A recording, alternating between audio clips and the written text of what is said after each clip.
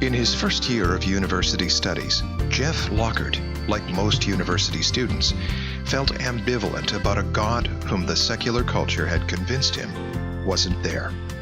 So in an act of intellectual honesty, he offered a prayer that any atheist could. Lord, if you are real, prove it. Reveal yourself to me. By 2001, this ambivalence was resolved for Jeff to such a degree that he undertook the role of president of Catholic Christian Outreach, known in Canadian academic circles as CCO.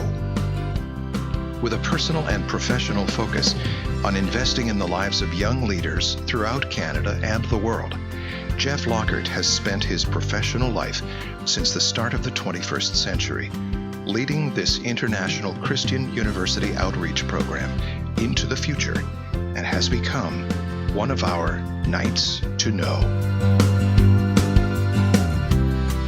Well, Jeff, welcome to Vancouver, and thank you for addressing our Legatus group tonight. Some pretty inspirational words you shared with us. But I'd like to ask you, in this age of moral relativism where right and wrong seem to be relegated to the status of a consumer choice, how can you account for your amazing success with CCO and being able to reach out so successfully and evangelize so successfully on our campuses? You know, one of the graces that CCO contains is summed up in one of our tenets, one of our founding principles, which is to proclaim the gospel clearly and simply. And so, you know, in an age of as you described, moral relativism, you know, where people are just choosing whatever they want, our desire and our effort has always been to proclaim the person of Jesus Christ, his death and resurrection, and to invite people to encounter him in a personal way. And John Paul II said a number of years ago that the truth is not an ideology, but it's a person, and his name is Jesus. And so when we're trying to present the truth to people, more than just arguments or rationales, we try to present the person of Jesus, to present Jesus to people. And as they come to encounter him and meet him in their lives,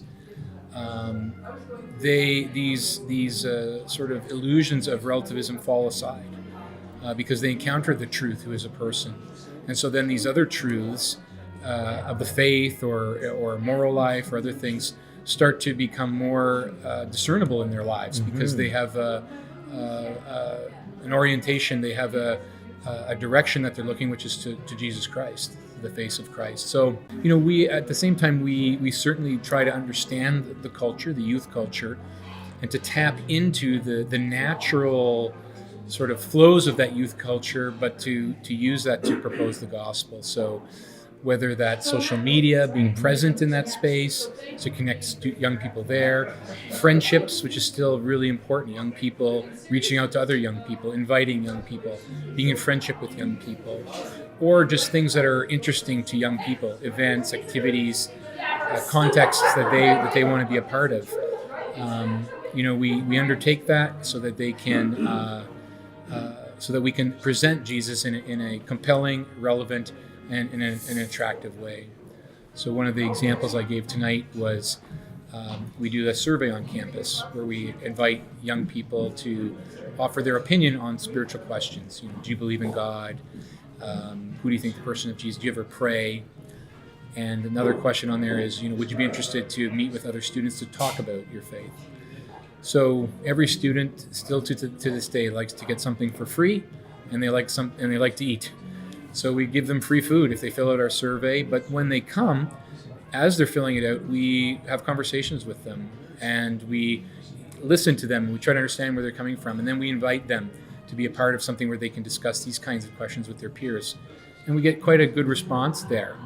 And then through those small groups where they can dive into understanding who is Jesus more in their life, through a program we call Discovery Series, they come to meet the Lord in a personal way, and that changes everything about their perspective.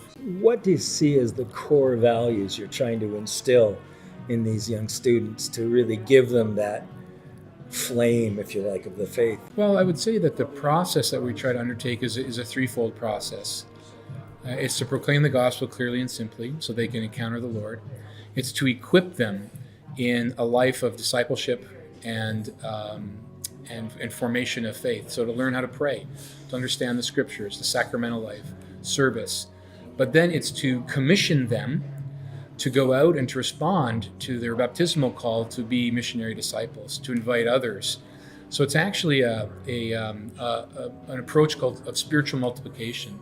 We proclaim to young people and invite them to put Christ at the center of their life, then equip them in their faith, and then commission them to go and proclaim and equip and commission others. It's actually the model that Jesus used in his own ministry of preaching to the disciples, building them up, and then commissioning them to go out and to proclaim and equip and to commission others. Wow. So this is the approach that we've taken, and we apply it in small groups, or we apply it in individual contexts. But it's to try to pass on this model and approach of proclaim, equip, and commission. Would you say that in this age of it's almost like our morality is crowdsourced?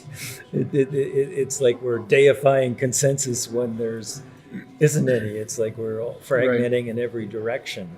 So what's the antidote to that? I mean, what are we looking at in terms of a church and in terms of a faith? How can we answer that and maybe even remedy it? I'd look at that in a couple different ways. First of all, I would say that we have these modern technologies, and so we have sort of a different way of experiencing that. But in a certain way, our longing for God has always been something crowdsourced, meaning that contained within the heart of every human person is a longing to know the divine, because we're made in the image and likeness of God. So in that sense, that longing is a universal longing. And that desire to know the one who created me is a good thing. It's a good thing. So then people look to all kinds of areas. They look to materialism or success or sexuality or other things to find that meaning. So what we try to do, or where we try to see, is to propose that the Creator, the God who made you, knows you the best, and to invite them to consider faith elements in their life, spiritual elements in their life. So in encountering Jesus, who, as I mentioned before, is the truth, who is a person, this then opens them up actually to see the desire for more objective perspective on life. And in fact, when we encounter young people who've really invested heavily into what the world offers, over time they get really tired of it. The world doesn't offer satisfaction. The world doesn't offer. Pope Benedict said, "The world offers you comfort, but you were not made for comfort. You were made for greatness." So when young people who are searching see other young people who are living virtuous lives, who are living spirit-filled lives that are joy-filled, they're contagious. And they notice, they see there's something different about you. There's something different. And when they come to know that person, they find out that the difference in their life is that they have a relationship with God that orients their whole life, and that then becomes attractive and desirous for them. As president of CCO, you have a lot of responsibility, but you've got another responsibility that I think is equally as great. You've managed to be the father of 6 children. Mm-hmm. So we've got about 2 million Knights of Columbus in 18 countries. A good number of them are fathers and grandfathers. Sure. So what's a few words of advice you could share with us in making our kids ready to meet you at campus? If you have kids that are growing up and are going off to university, certainly, first of all, is just to make them aware of the places where CCO is present and the activities that CCO offers. We're on a number of campuses. But we also have activities and opportunities for students that are on any campus. So we host a national conference. We do summer mission projects.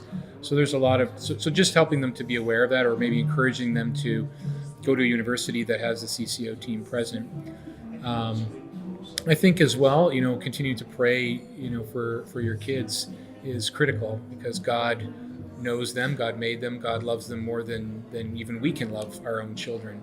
And He desires for them to know Him even more than we desire our kids to know God. So to pray for grace in their life and the opportunity for them to meet others who will invite them into that is really, really important.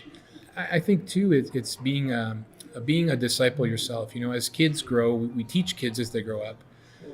But at a certain point, we sort of transition where we want to grow in friendship with our children, and with our friends, we don't necessarily teach our friends, but we share our faith with our friends. So inviting our kids into our own faith lives, into our prayers, our struggles, our intentions, seeing that faith is real for us, not just something that we do, but it's a part of who we are. That has a really lasting impact on kids. And maybe even if they wander away for a while, if they've come to know that their mother or father or grandmother or grandfather is an authentic disciple of Christ, that they love Jesus and desire the best for their children and their grandchildren, that they never forget that. It comes back in their hearts, even in the most challenging times. So, and then make a connection. So if those kids are open to connecting with one of our staff or missionaries on campus or one of our groups, then that's really helpful too, because then our team can connect with them and welcome them in and get them involved with what we're doing. So yeah, if they have that openness, then certainly reach out to us and we can connect with them when they come to the campus. Yeah, so this evening I had the opportunity to speak about the virtuous leadership, a call towards greatness. And in particular, after speaking a bit about the foundation of leadership and excellence, which are the cardinal virtues, I spoke about two key virtues related to leading others, and those being magnanimity and humility. Now, most people have a sense of what humility is, but when you ask people about magnanimity, often you get a lot of blank stares. People haven't heard that word, let alone tried to pronounce it. Yeah. But fundamentally, magnanimity, both as defined by Aristotle, the ancient philosopher, but also St. Thomas Aquinas, who wrote a lot about the virtues. Magnanimity is the striving of the soul towards great things. The striving of the soul towards great things. And that, combined with the virtue of humility, which is oriented towards the service of others, brings about a perspective on leadership that's really unique. It's one where we become great leaders by bringing out greatness in others. So, as an example, when we see those that we lead, those around us, and it doesn't have to be in a business context, it could be in a family context or a volunteer context. We see others around us. True greatness, leadership greatness, isn't just accomplishing the task that's before us. True leadership greatness is helping those that we lead to discover their talents, their strengths, their unique gifts, and to put those to action for the good and the betterment of our world. That is a transformative leadership that's not just about accomplishing goals, but about transforming people. And that's a magnanimous leadership. Jeff, that's some great insights. Can you tell us, how can our viewers get in touch with you? So the easiest way is our website, which is cco.ca.